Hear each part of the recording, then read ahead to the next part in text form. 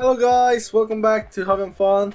Today we're gonna have a new video, and today's video is going to be another review of a new kit. Well, an old kit, but still this kit is known by many people because it come out from the Gundam the Origin series, the high grade RX-78-02 Big Daddy Le Gundam.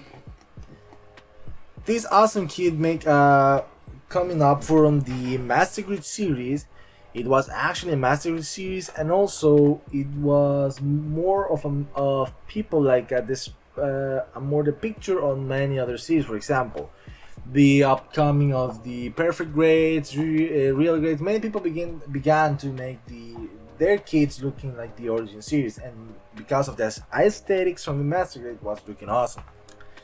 Now, want to say something? Yes, this kit actually came up in the release date of March of 2000. I think 2000. Yeah, March in 2020.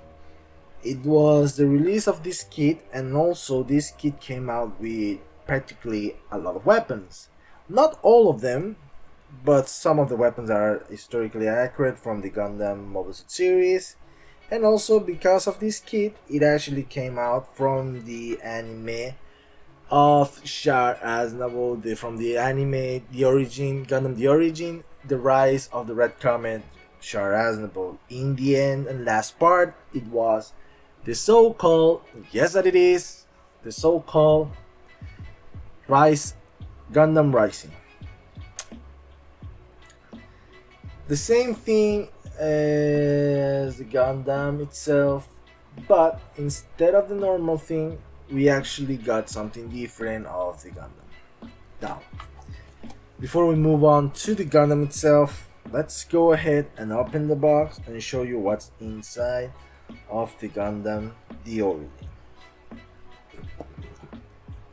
Here it is, the so acclaimed Gundam, the RX-78-02,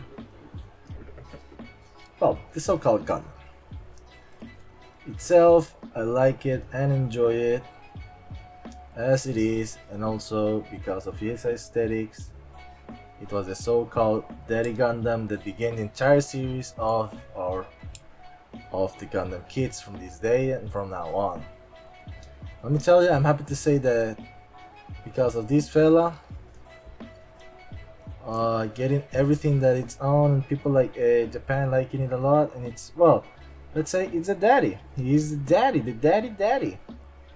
the person who began the entire series. We are happily acclaimed of and everything. Yes, we could say that, but in fact, it's true, because without him, we wouldn't be in our state that we are right now for the entire series. And that we can say that if not by him, well, Bandai wouldn't have created the entire Gundam series, something like this and that, and this and that. As always, I always show my custom custom box set and everything, and because of that, I actually enjoy showing it to you guys. Now, right now here I'm assembling the parts that are continuing to be, because I actually disassembled this kit itself and leave it as it should be in its old state in the starting of the series. And yes, the most iconic way to show up it was by disassembling it, and well, I kind of enjoy it because this kit actually packed a lot of details. One of the most important things, the details of this kit, it's tremendous, it's amazing. You have a lot of details coming in the parts, some of the details coming in there, open that. You can see that this kit, it's no joke. Itself, this kit can be actually looking at that the amount of details cannot be say that it's not enough, but it's actually a lot. It's more based, instead of a high grade, it's more based in a real grade and also master grade. We can see a lot of details coming up from the torso to to the chest part, the nipple part, also to the cockpit of the mobile suit itself. That should be actually the compartment to open the hatch and close it so we can show up the core system inside of the kit. One of the points that I want to be calling out itself is that this mobile suit itself was a mobile suit that was based on the gun cannon, the first style that was a rollout version. It was based on the system and it was becoming, like, for example, the most powerful unit in its time. Because of that, this kit itself had an estimated generator output that was from 1000 kilowatts to 1400. Its target output was to be at least 150% more than the gun cannon, the prototype gun cannon. Now, this mobile suit was actually the operation tests of the RX took in place in the Air Federation forces were carried out in secret, but the so-called iconic person Amure accidentally became its pilot when Zeon forces assaulted Zite 7, and that's how it became all the entire series and how it started all. Now, one of the things that I want to mention is about the equipments and weaponry of this kit, and yes, this Gundam itself, it is really one of the models that's really dangerous and you shouldn't be messing him around. Why is that? You will actually see. First of all, we have the so-called and iconic weapons that are the Vulcan cannons or the Vulcan guns that are in the upper head of the Gundam. Secondary, in the regional states of a Gundam, they wouldn't have these two compartments. These two compartments are for slotting weapons as well. Those weapons are the so-called shoulder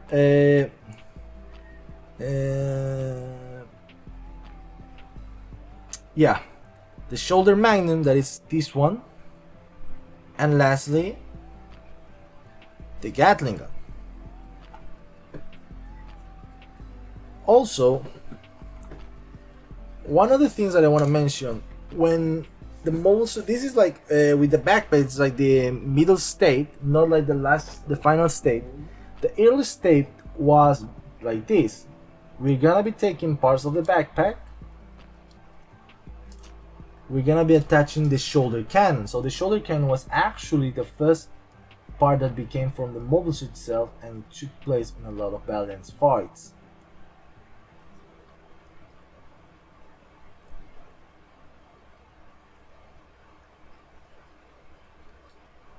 Ow.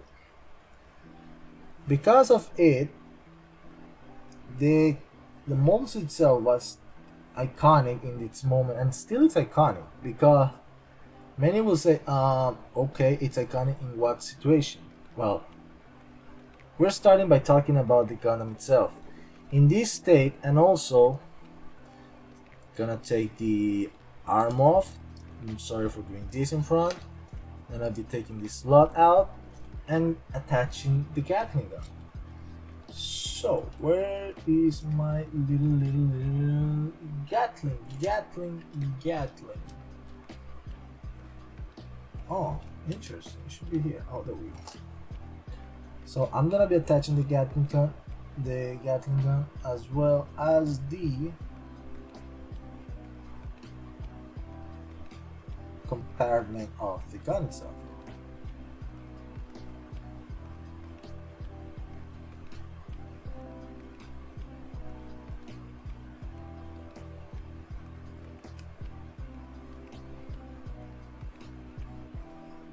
Touch it here, and there we go.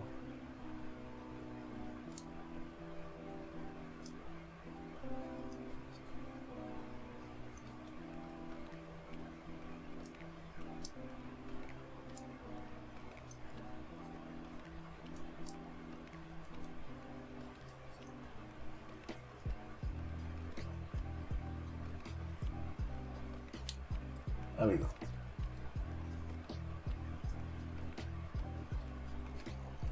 This is how it would look like with the entire weaponry that was assembled in the early version.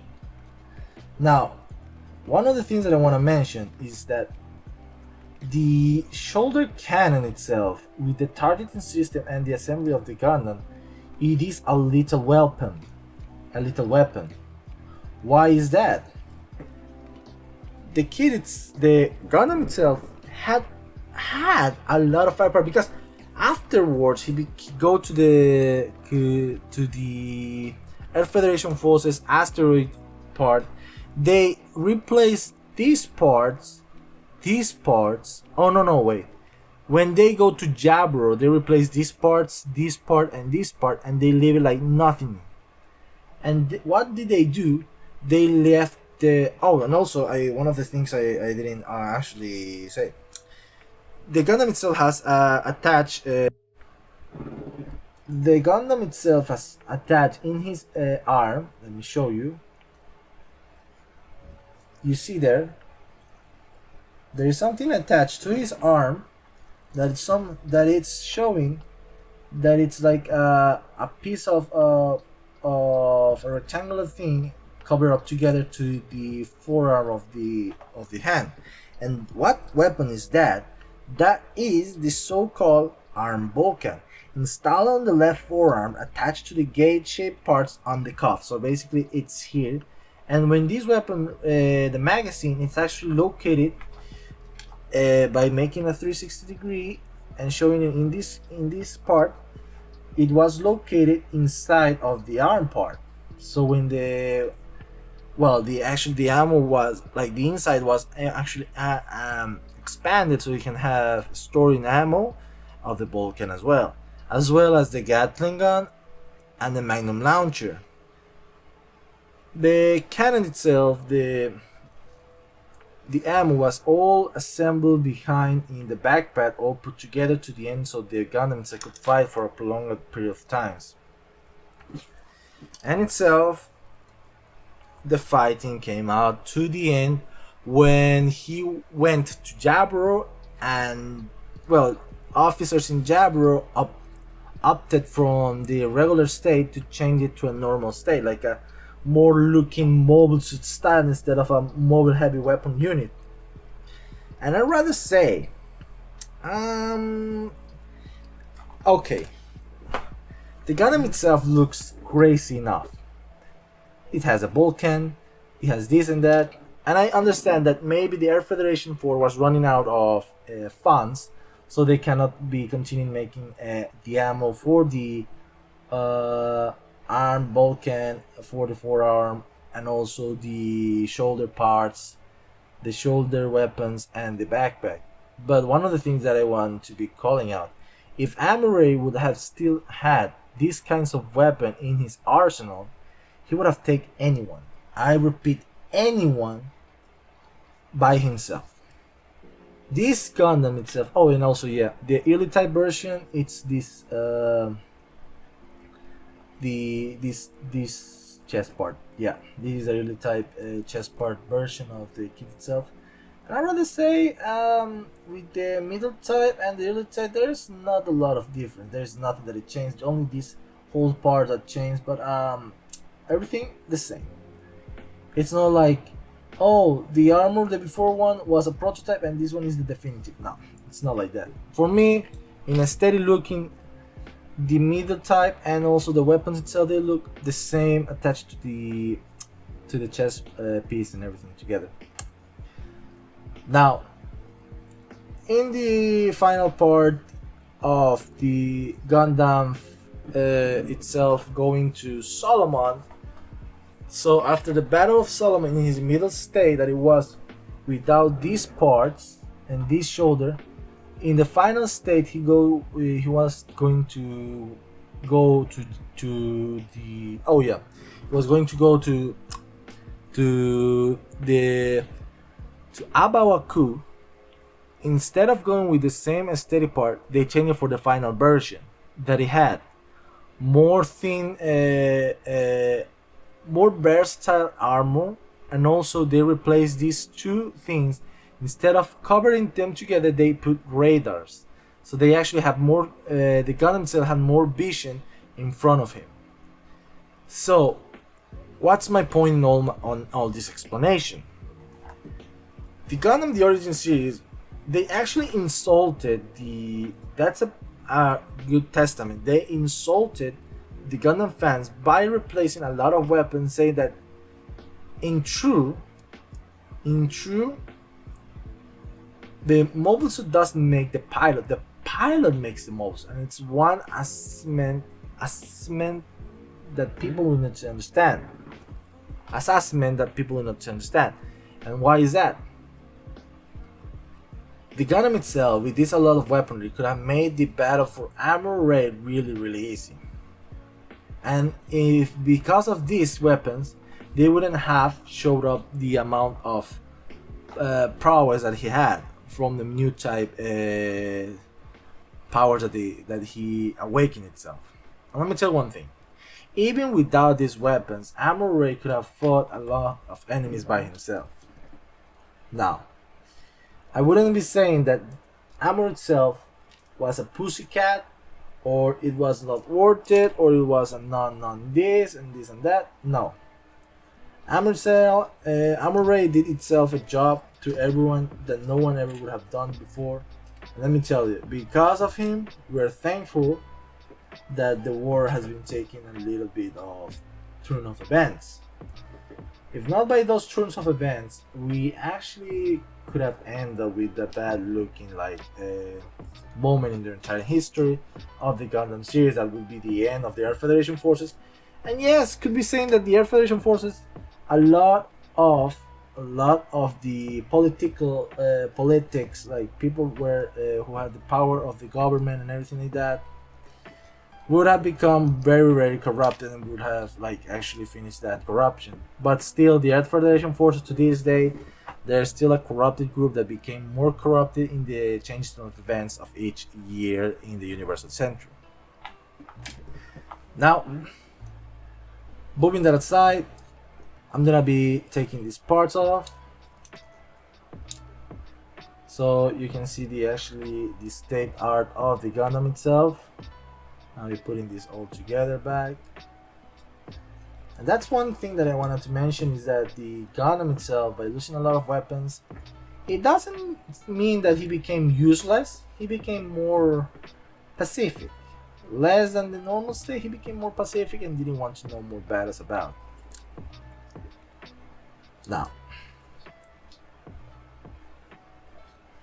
also, let me tell you, this shoulder cannon, the power itself was based on the gun cannon itself. And let me tell you, as you remember in the anime series, when the Rumble War was trying to capture Dr. Minovsky, the cavalry squad, they used some kinds of cannons, and they actually, one of the things that I will mention is actually the cannons, the firepower, it's the resemblance of this one as well. They based on that system to bring into the RX-78-02. And why is that? Because one of the things that I want to mention is that the RX-78-02 data system is more advanced than the prototypes ones. Upgraded systems, upgraded targeting systems, and everything like this and that. It was amazing. So how should I be looking at the Gundam without this? It will be looking without this and this like this. This will be the little type version, and then the last type version I don't have the part, and yes, because Bandai didn't release as an expansion set, and well, bad for them. But in the end, this and also yeah, they also changed these parts here. So basically they changed this part of the shoulders. They will take these parts off, and you will change it for this one to make the middle state version. But because I didn't actually panel line them and didn't actually do that, I will leave it like this because they look sick like this.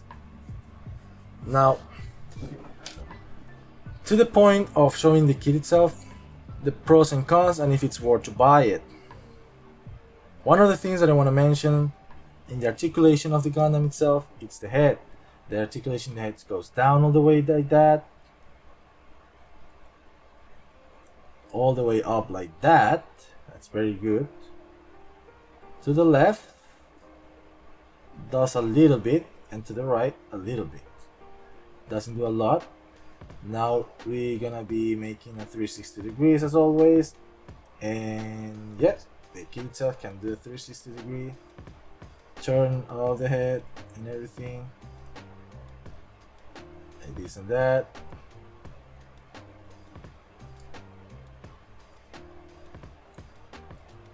There we go. There's a 360 degree, and it's amazing.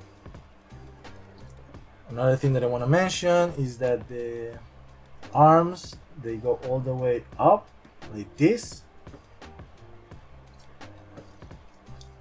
and because that's the maximum of the arm and coming out like this on this part. Have you seen that this line here is something like, oh my god, did you break it or something? No, it's not. It's all fully like glued together and everything. It's not. It's because I use a 3mm like you know, a pen, a grading pen. Then the arm rotates like this, 360 degrees. Oh, you can turn around. Yeah, you can turn the arm 360 degrees and everything. The another articulation that it has the articulation on the arm parts, goes all the way up. That's a 180. That's a good thing in this aesthetics of a Gundam, of a mobile suit as well. You have ball joint over in the arms, in the hands.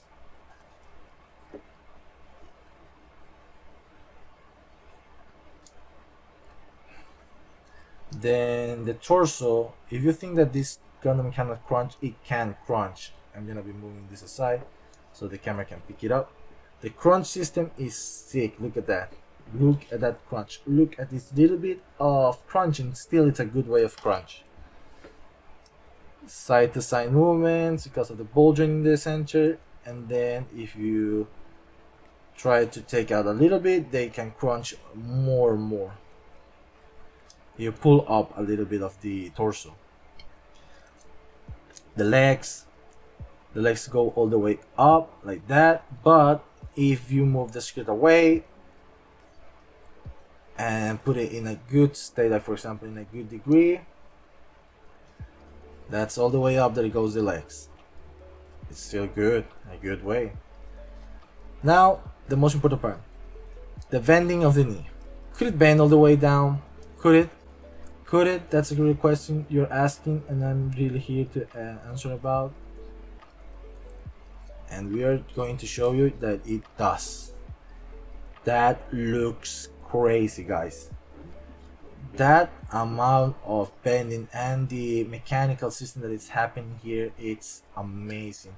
It's not anymore like a high grade mode, looks like a master grade and a real grade itself all together. Movement from the feet, you have movement left to right. You can see it here, left to right. You can have a movement of the, let me bend this together, of the up and down, and also the feet has movement there, up, and there and down. Lastly, this part here, that it doesn't move at all because it's still all put in a ball joint, inside of this part.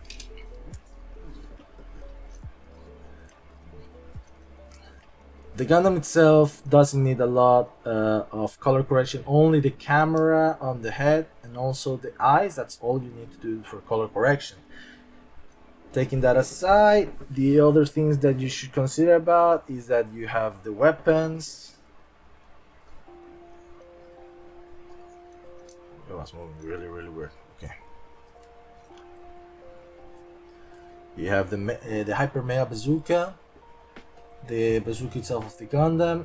Yes, one of the things that you need to consider about is that you need to paint the inside, or if you have metallic tape, you can put the metallic tape inside and that will be all. Aside of that, movement here in the gun, that's all the way down it goes. Then we have, well, I show you the shoulder cannon itself. That's the accessories of the kit. More accessories, we have the prototype beam rifle.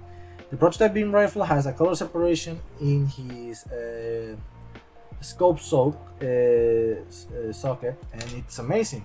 Another thing that you have is articulation that it's hidden in the Gundam magazine, ECAP magazine weapon itself.